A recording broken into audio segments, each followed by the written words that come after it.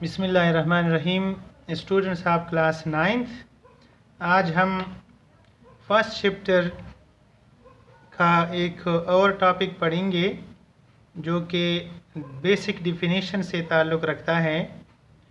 और आज हम एटॉमिक नंबर के बारे में पढ़ेंगे। What is mean by atomic number? हर एक एलिमेंट के एटम्स के अंदर 3 तरह के पार्टिकल्स होते हैं। उनमें से एक इलेक्ट्रॉन्स हैं, प्रोटॉन्स हैं और न्यूट्रॉन्स हैं। तो तमाम एलिमेंट्स में प्रोटॉन्स की तादाद और न्यूट्रल एटम्स के अंदर इलेक्ट्रॉन्स की तादाद हमेशा एक दूसरे से मुख्तलिफ होती है। तो इसलिए एटॉमिक नंबर एक बेसिक क्राइटेरिया है किसी भी एलिमेंट की पहचान के लिए। तो एटॉमिक नंबर को हम डिफ़ाइन किस तरह करते हैं, वो ये है कि the number of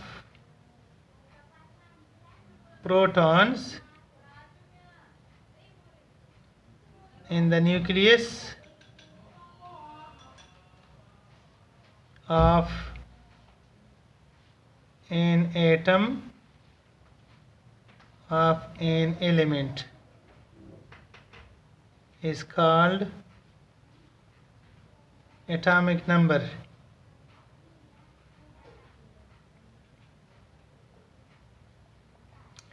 Students, the number of protons in the nucleus, मकसद ये है कि प्रोटॉन्स किसी एटम के न्यूक्लियस में पाए जाते हैं। The number of protons in the nucleus of an atom of an element is called atomic number.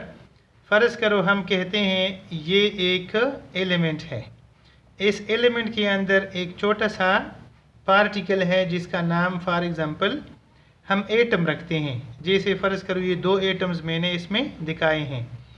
तो इस एटम के अंदर उनके सेंटर पे एक पॉजिटिव पोर्शन होता है जिसको न्यूक्लियस कहते हैं, और इसके न्यूक्लियस के अंदर प्रोटॉन्स पाए जाते हैं।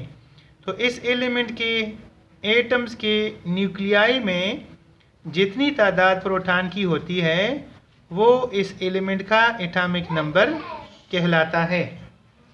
हम अगर इसको बड़ा करके दिखाएं तो इसका सेंटर न्यूक्लियस है जिसमें प्रोटॉन्स होंगे और उसके साथ साथ न्यूट्रॉन्स होंगे, और इसके बाद फिर शेल्स होते हैं।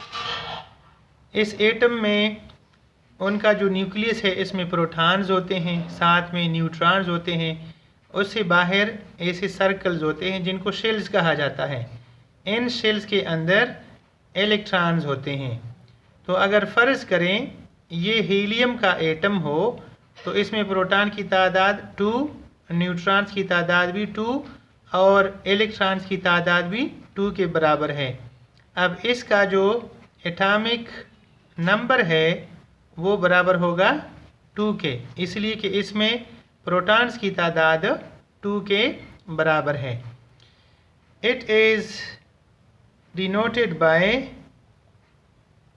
Z। इसके लिए जो टर्म इस्तेमाल होता है वो है Z। तो फॉर एग्ज़ाम्पल अब अगर हम एक टेबल बना लें कि एक तरफ हमारे पास उसमें एलिमेंट्स हों, फॉर एग्ज़ाम्पल एलिमेंट्स हों, और दूसरी तरफ उसका Z यानी उसका एटॉमिक नंबर हो, तो हाइड्रोजन का एटॉमिक नंबर 1, हीलियम का एटॉमिक नंबर 2, कार्बन का atomic number 6, for example nitrogen का एटॉमिक नंबर 7, और फॉर एग्ज़ाम्पल पोटाशियम का एटॉमिक नंबर जो है वो 19 के बराबर होता है। तो हाइड्रोजन में 1 प्रोटॉन, हीलियम में 2 प्रोटॉन्स, कार्बन में 6 प्रोटॉन्स, नाइट्रोजन में 7 प्रोटॉन्स और पोटाशियम में 19 प्रोटॉन्स होते हैं। इसलिए जितने प्रोटॉन्स उतना ही उसका एटॉमिक नंबर होगा।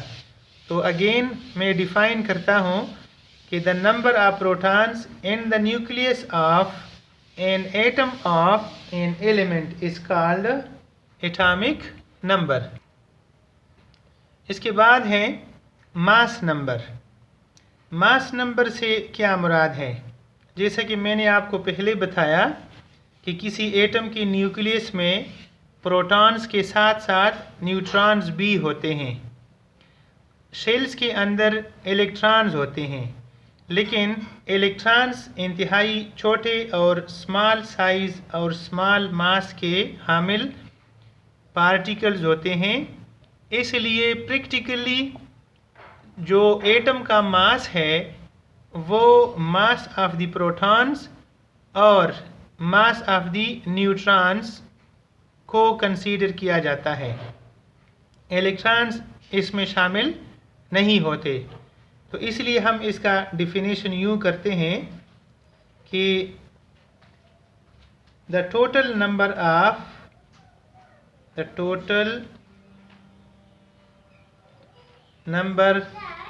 Of protons and neutrons in the atom या in the nucleus of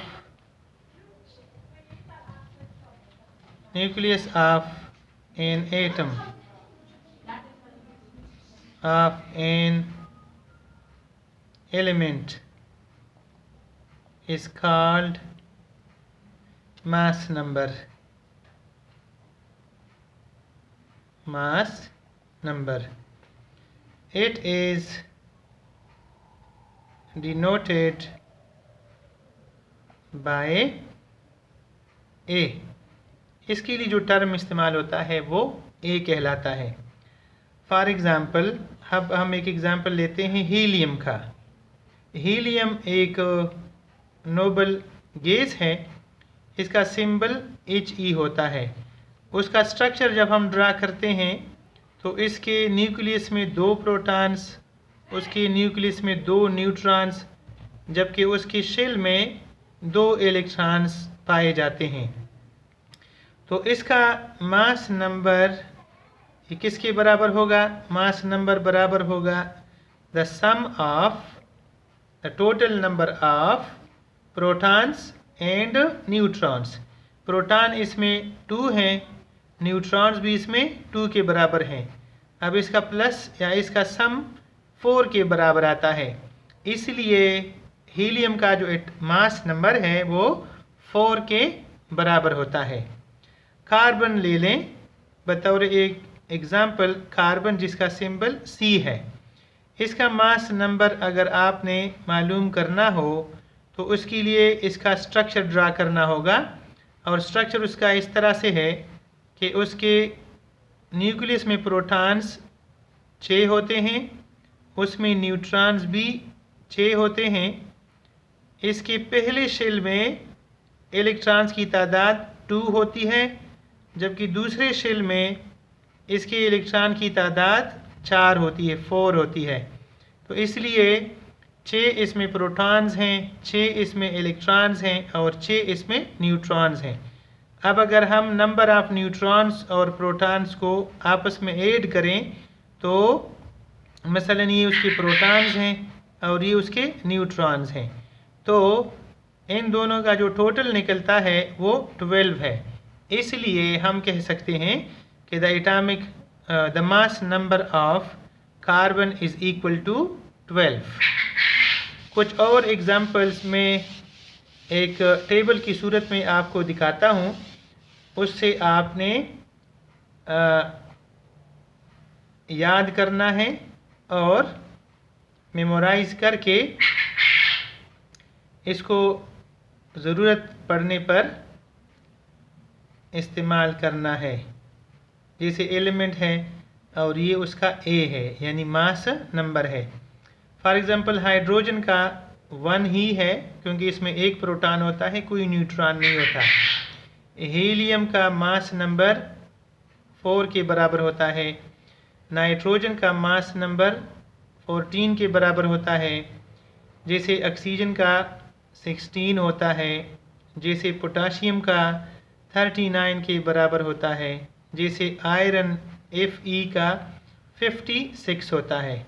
तो इस 56 में, 39 में, 16 में प्रोटॉन्स की तादाद और न्यूट्रॉन की तादाद दोनों शामिल होते हैं। अब हम पढ़ते हैं कि डिटर्मिनेशन ऑफ या finding of number of neutrons. आपको पता है कि हमने एटॉमिक नंबर पढ़ा था, तो उसमें नंबर ऑफ प्रोटॉन्स का जिक्र था। मास नंबर अभी हम पढ़ रहे हैं, तो इसमें प्रोटॉन्स और न्यूट्रॉन्स दोनों के बारे में है। तो अगर हम किसी एटम के अंदर न्यूट्रॉन्स की तादाद मालूम करना चाहते हैं, तो उसके लिए हमारे पास एक फार्मूला है। वो ये है कि नंबर ऑफ न्यूट्रॉन्स ये बराबर होते हैं mass number minus atomic number. Number of neutrons को n और मास नंबर को a, जबकि एटॉमिक नंबर को z से डिनोट किया जाता है। इसलिए n is equal to a minus z या z। तो अगर आपको किसी एलिमेंट का मास नंबर पता हो, उसका एटॉमिक नंबर पता हो, तो उसके मास नंबर से एटॉमिक नंबर माइनस करें। इससे आपको न्यूट्रॉन्स का पता चल जाएगा। एग्ज़ाम्पल क्या है कि फॉर एग्ज़ाम्पल अब हमारे पास है सोडियम। अब सोडियम का जो एटॉमिक नंबर है, एटॉमिक नंबर वो Z है, जो कि 11 के बराबर है, और इसका जो मास नंबर है वो A कहलाता है, और वो 23 के बराबर है। तो what is the number of neutrons? इसमें न्यूट्रॉन्स n की तादाद कितनी होती है? उसका सलूशन ये है कि जब हम फार्मूला इस्तेमाल करते हैं तो न्यूट्रॉन्स बराबर होते हैं a माइनस z के। तो a बराबर है यहाँ पर 23 और z बराबर है 11। अगर हम 23 से 11 माइनस करें तो 3 में से 1 2 और 2 में से 1, तो ये हो जाएगा 1। इसलिए हम कह सकते हैं कि there are 12 neutrons in the nucleus of sodium. इसी तरह आप किसी भी एलिमेंट के लिए ये तरीका कर सकते हो कि आपको उसका एटॉमिक नंबर गिवन होगा, आपको मास नंबर गिवन होगा। तो मास नंबर से आपने फार्मूले के मुताबिक न्यूट्रॉन्स फाइंड करने के लिए मास number minus atomic number, mass number से आप एटॉमिक नंबर माइनस करें, जो आपका आंसर आएगा वो बराबर होगा नंबर ऑफ न्यूट्रॉन्स के। शुक्रिया स्टूडेंट्स, ये था आपका सेकंड लेक्चर केमिस्ट्री क्लास 9 का, कि जिसमें आपने एटॉमिक नंबर और मास नंबर और नंबर ऑफ न्यूट्रॉन्स फाइंड करने का तरीका सीख लिया। उम्मीद है आपको समझ आ गया होगा। अगर आपको समझ नहीं आता तो कमेंट्स कीजिए, मुझसे क्वेश्चंस कीजिए, मैं उनका जवाब आपको दूंगा। शुक्रिया, थैंक यू वेरी मच।